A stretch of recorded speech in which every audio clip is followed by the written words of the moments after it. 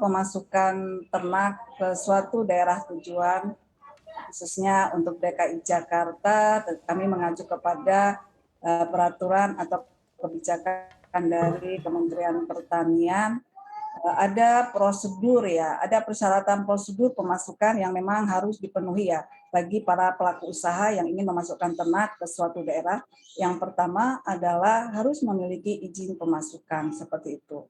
Izin pemasukan bisa diajukan di daerah tujuan ya. Kemudian berikutnya juga harus memiliki izin pengeluaran ternak dari daerah asal ternak. Kemudian yang terpenting terakhir adalah ketika dilalu lintaskan ya harus membawa surat keterangan kesehatan hewan dari daerah asal yang dikeluarkan oleh pejabat otoritas veteriner dari daerah asal. Seperti itu Mas Bram. Oke, baik. Bu Rismiati, apabila kita bicara terkait pengawasan, bagaimana sih Bu sistem pengawasan masuknya hewan ternak ke DKI Jakarta yang memang akan dilakukan oleh Pemprov dalam hal ini Dinas Ketahanan Pangan menjelang kalau kita perhatikan juga kita akan masuk dalam momen Hari Raya Idul Adha.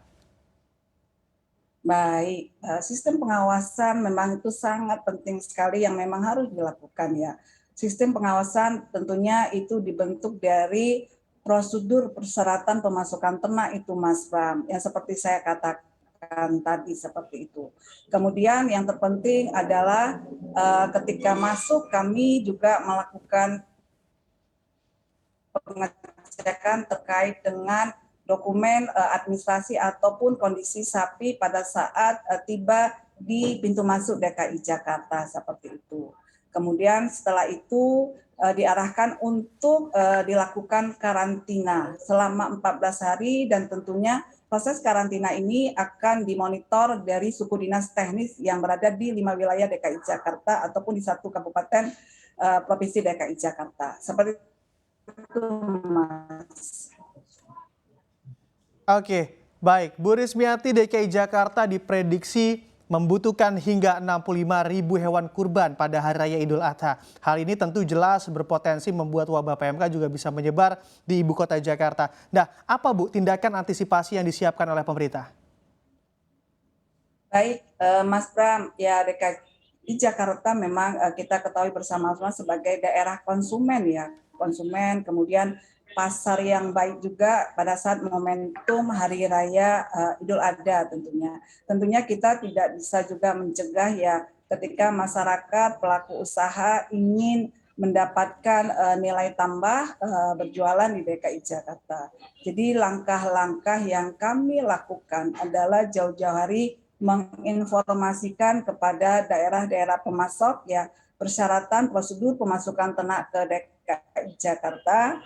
Pastikan hewan yang masuk itu memang benar-benar dengan kualitas yang baik, tentunya kesehatannya juga harus benar-benar yang baik seperti itu. Kemudian tentunya kami juga mengharapkan ya menginformasikan kepada daerah pemasok itu ternak-ternak yang masuk ke DKI Jakarta itu berasal dari daerah yang memang bebas dari wabah PMK seperti itu.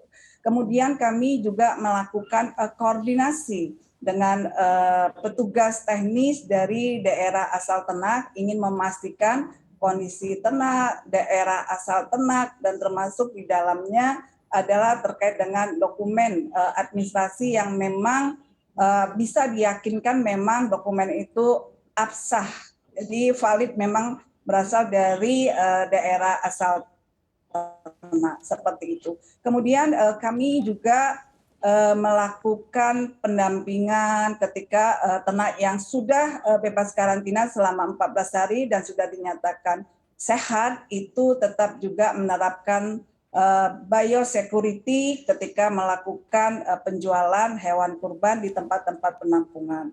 Dan yang jelas petugas kami setiap saat, setiap hari itu melakukan monitoring ke semua tempat-tempat penampungan yang ada di DKI Jakarta. Jadi itu langkah-langkah kami mengantisipasi agar PMK memang tidak masuk dengan adanya Hari Raya Idul Kurban ke DKI Jakarta.